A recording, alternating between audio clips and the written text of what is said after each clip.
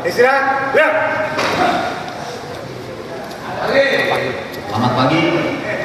Selamat pagi. Kekuatan. Pancasila. Pancasila. Pancasila. Maju jalan. Siap. Gerak. Maju jalan. Maju jalan.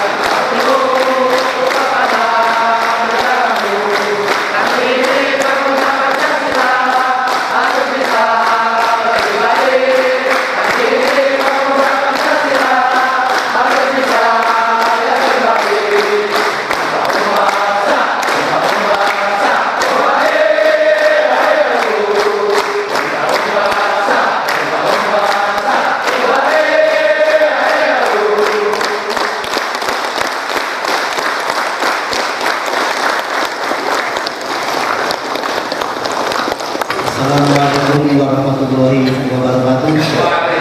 Salam sejahtera dan selamat pagi kepada semua peserta diklat kaderisasi pertama Majelis Pimpinan Pemuda Pancasila, Majelis Pimpinan Wilayah Provinsi DKI Jakarta. Sebelum kita memulai materi, mari kita petikkan yel-yel perjuangan pemuda Pancasila. Merdeka! Pancasila! Pancasila! Pancasila! Terima kasih. Di sebelah kanan saya sudah ada saudara kita biasa. Saya memanggil beliau biasanya dengan Mas Giat Wahyu. Jadi ada ibu, kebetulan beliau adalah salah satu mentor saya juga di kampus. Dan kenapa mungkin namanya Giat Wahyu ini? Karena kalau nggak kenal Mas Giat, nggak giat belajar. Karena giat, kita harus giat. Giat Wahyudi ini lahir pada tanggal di Cilacap, mungkin tanggal 6, lahir pada tanggal 6 bulan 6 tahun 1966.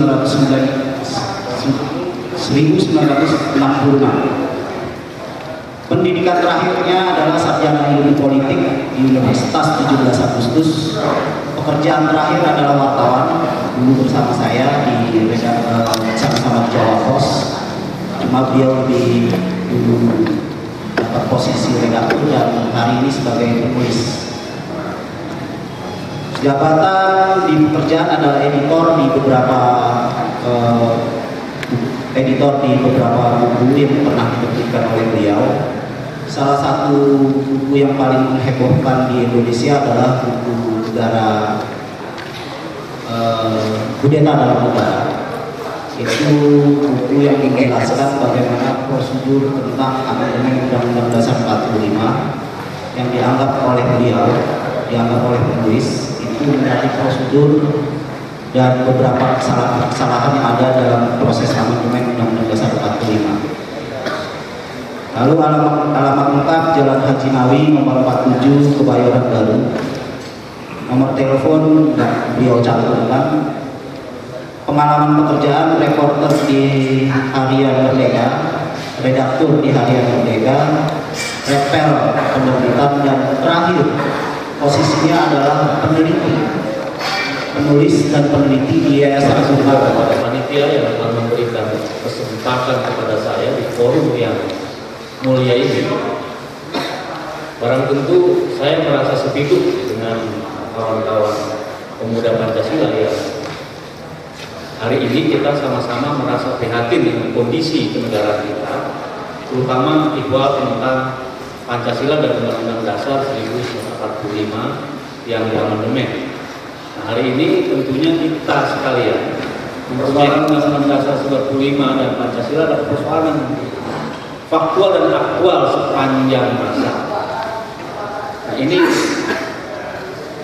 apa namanya slogan atau moto dari pemuda Pancasila ini sangat up to date sepanjang masa. Sekali layar berkembang, era perubahan yang sangat menghebohkan gitu, juga sekaligus membuat kita galau, membuat kita gelisah. Sekarang pertanyaannya, saya bertanya nih, sila keempat kerakyatan yang dipimpin oleh hikmah kebijaksanaan dalam permusyawaratan perwakilan itu kira-kira sesuai nggak ya dengan pemilihan presiden langsung? Kebijaksanaan dalam permusyawaratan perwakilan. Nah, hari ini MPR tidak lagi membuat GBHN. Jadi pembangunan ini tidak lagi ada GBHN. Itulah yang membuat kita prihatin, itulah yang membuat kemudian juga antara lain dengan tokoh-tokoh yang mencintai negeri ini juga masih berupaya untuk bagaimana agar majelis permusyawaratan kembali lagi membuat GBHN, kembali lagi menjadi lembaga tertinggi negara. Nah, ini perjuangan kita, permasalahan besar. Nah, kita tidak boleh menyerah. Semua tahu bahwa pemuda Pancasila ini organisasi yang masif, artinya sampai ke tingkat basis. Kan ada pengurusnya nanti tingkat kecamatan, ada RW, bahkan sampai ke kekuatan nasional lainnya. Bukan tidak setuju perubahan, kita setuju perubahan, tapi perubahan dimaksud untuk kepentingan nasional. Amin Rais terpilih menjadi ketua MPR, Amin Rais merangkap menjadi ketua Badan Pekerja MPR. Ini menyalahi undang-undang tidak? Undang-undangnya tidak boleh. Nah, MPR dengan ketua yang menyalahi undang-undang itu yang mengubah undang-undang dasar. Secara prosedur, maka jadi Bung Hatta tahun 60-an itu sudah menulis bahwa nanti di kelak kemudian hari Pancasila tidak terdengar, Pancasila akan diabaikan, Pancasila seakan-akan mati, kata Bung Hatta. Tapi dia akan diingat kembali pelan-pelan, pelan-pelan akan diingat kembali, pelan-pelan dia akan bangkit kembali. Mudah-mudahan ini adalah tanda-tanda kehadiran teman-teman di kaderisasi dengan ada mati Pancasila nomor 45 adalah tanda-tanda bangkitnya kembali sebuah nilai-nilai dasar Pancasila.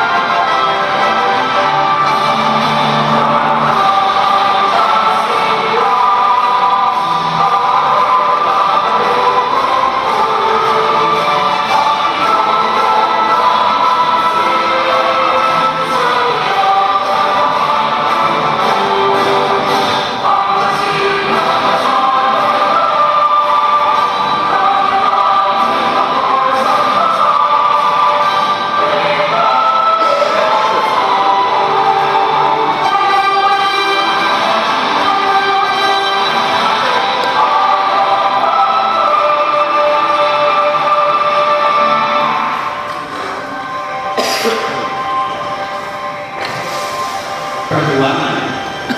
Aku ini teman. Nah untuk itu kita bangkit kembali.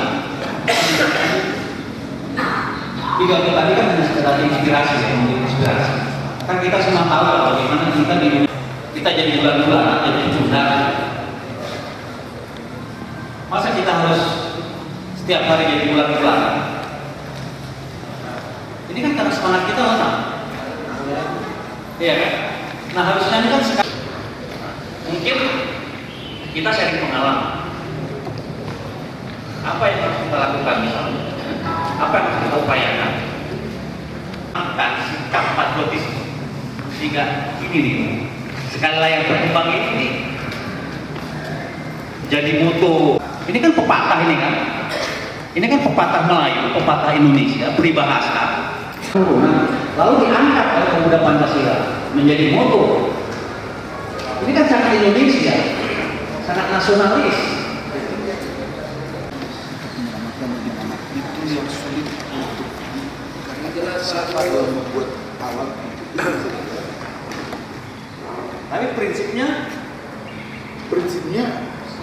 sudah mangkal melihat keseluruhan itu, tapi penggerak itu dari mana jalan? Kalau daripada kaderisasi pada saat ini, semua kader siap untuk berjalan. siap ya? Ya. Pancasila! Pancasila! Pancasila! Menghimpun kekuatan, bahasa kerennya kita harus melakukan apa namanya Samenbendeling van alle Pancasila's krachten. Ya, melihat video tadi sangat membanggakan seorang presiden Indonesia bisa berbicara dengan Kongres Amerika. Pertanyaan gini saja, apakah kita akan mendapat lagi seorang pemimpin seperti itu? Apakah kita harus berjuang dulu baru pemimpin itu muncul? Atau kita nunggu pemimpin seperti itu muncul baru kita berjuang sama mereka? Itu pertanyaan. Kita nunggu pemimpin muncul baru berjuang, atau kita berjuang dulu sampai pemimpin itu muncul? Saya dapat jawaban tentang pertanyaan. Dapat jawaban bagaimana kita kembali berdaulat, kita kembali memiliki pemimpin siapapun dia dan dari manapun dia, seperti yang tadi disebut oleh Bung Tori. Silakan Pak. Betul, tanggung jawab kita bersama. Nama saya Sony Simanjuntak, Wakil Ketua MPC Jakarta Timur. Betul, memang tanggung jawab kita. Ini siapa? Ini yang sulit. Kalau pada saat ini pun, kalau pasukan kaderisasi berangkat untuk menyerang, mungkin akan berangkat. Kayak penggeraknya itu, sama seperti beliau tadi bilang, Amin Rais sudah melanggar peraturan. Ada nggak yang berani menentang Amin Rais? Ini yang sulit kita pikirkan. Dijalankan oleh Amin Rais, tapi tidak ada yang berani melarang. Sama juga di dalam kaderisasi ini. Sekarang ini, semua kalau sudah mempunyai sertifikat, besok mubes, abai kirim orang, contoh yang tidak punya sertifikat. Ada yang nggak berani melarang? Berarti dari diri kita dulu, baru kita bersama-sama. Makasih. Maka dibutuhkan, jangan lupa, kita harus melihat perspektif sejarah. Negeri ini ada sejarahnya, tidak seperti sesuatu yang langsung datang tiba-tiba tanpa ada proses. Kalau kita melihat kepada sejarah, seperti tadi saya singgung bahwa tanggung jawab moral, tanggung jawab kebangsaan pemuda Pancasila adalah berani merayakan Pancasila di tengah-tengah waktu itu tidak dilarang, berani tanggung jawab. Nah sekarang tanggung jawab kita juga harus ada yang terasa sekarang. Nah, kita tahu bahwa dalam kebangkitan nasional ada yang namanya organisasi-organisasi yang sejak awal mereka merintis bangunnya Indonesia. Misalnya, 1. Taman Siswa, 2. Muhammadiyah, 3. NU, 4. Persis, lalu ada TNI. Ini 5 organisasi ini, 4 diantaranya sejak zaman kolonial dia telah memperjuangkan nilai-nilai Pancasila dan lembaga ini masih ada.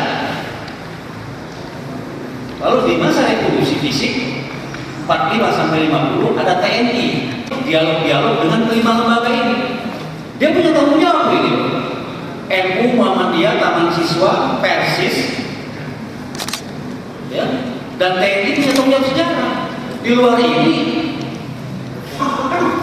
masuk belakangan, cuma cari untung aja bisa-bisa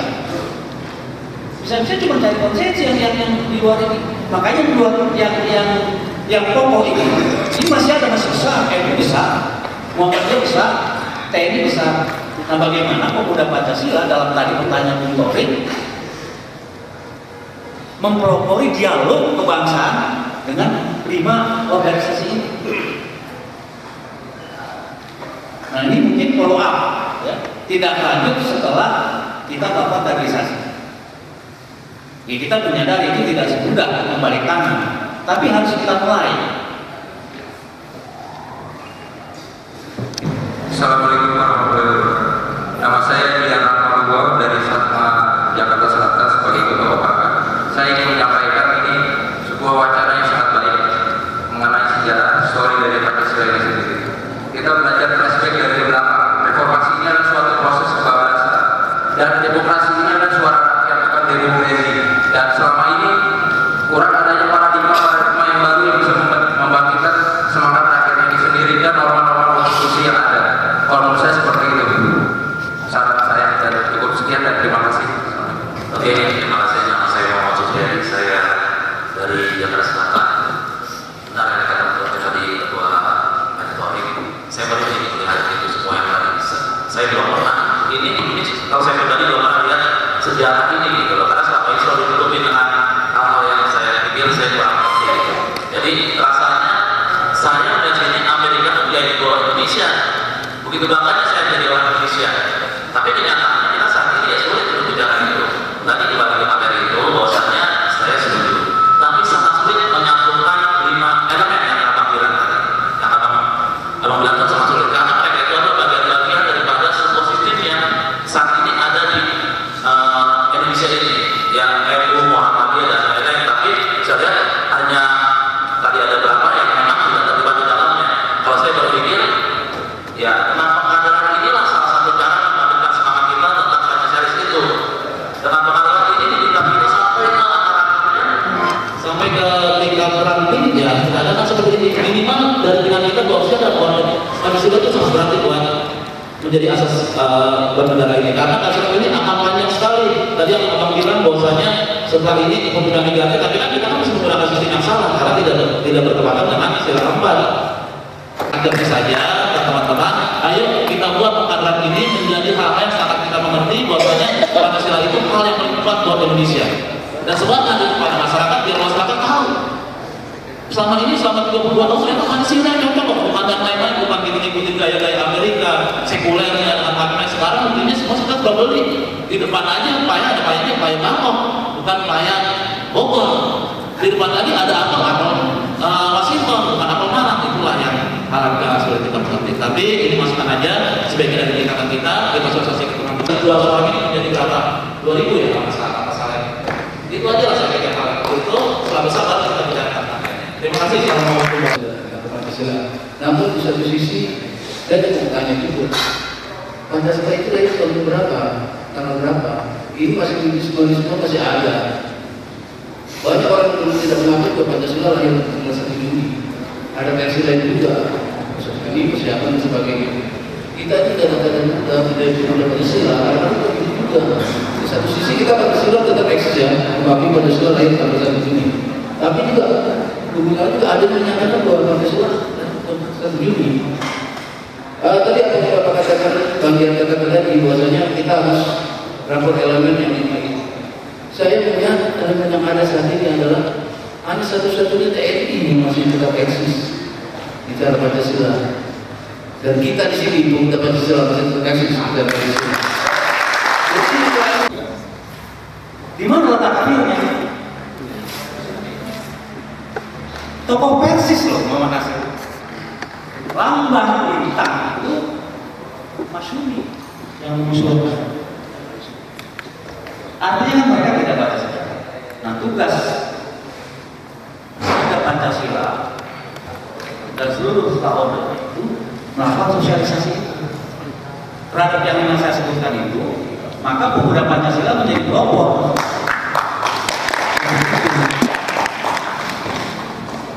Saya pikir nggak perlu saya jawab karena semua sudah sepakat.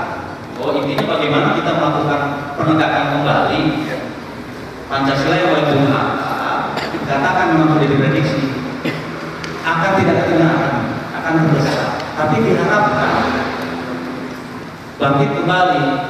Masa teman-teman pemuda Pancasila yang dari lama merawat begitu bangkit orang lain yang ambil keuntungan? Kalau mau ya terserah, mau nggak orang lain yang ambil keuntungan?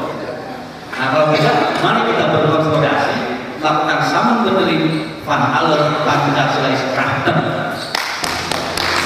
Manusia itu manusia. Kalau menurut Soekarno, Pancasila itu kalau diperas menjadi 3, itu menjadi nasionalisme, sosialisme, dan agama. Kalau diperas menjadi 2, dia menjadi sosiodemokrasi dan sosionasionalisme. Kalau diperas menjadi 1 apa? Gotong royong. Itu yang hari ini kita tidak miliki sama sekali. Karena apa? Sistem yang berlaku pada hari ini adalah sistem liberalisasi. Sistem liberalisasi melahirkan alienasi, kesendirian, individualisme dari orang per orang. Makanya bagi pemakalah tadi, sebuah konsep Max Forming atau penyatuan dari kelompok-kelompok nasionalis dan kelompok-kelompok Pancasilais dalam mempertahankan kedaulatan Pancasila dan NKRI menjadi sebuah kebutuhan. Pertanyaannya adalah, apakah pemuda Pancasila DKI Jakarta hari ini membutuhkan itu? Apakah pemuda Pancasila membutuhkan itu? Kembali kepada kedaulatan NKRI dan kembali kepada kedaulatan bangsa ini. Harga mati.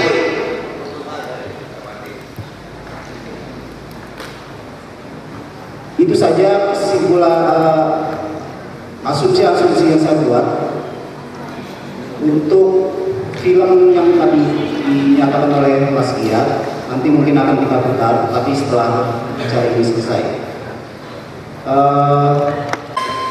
Dan saya kembalikan kepada panitia. Tapi sebelum saya kembalikan kepada panitia, saya ingin menutup perjumpaan kita hari ini. Saya dengan Mas Giat dengan dia memakikan kembali perjuangan kita pemuda Pancasila. Pancasila.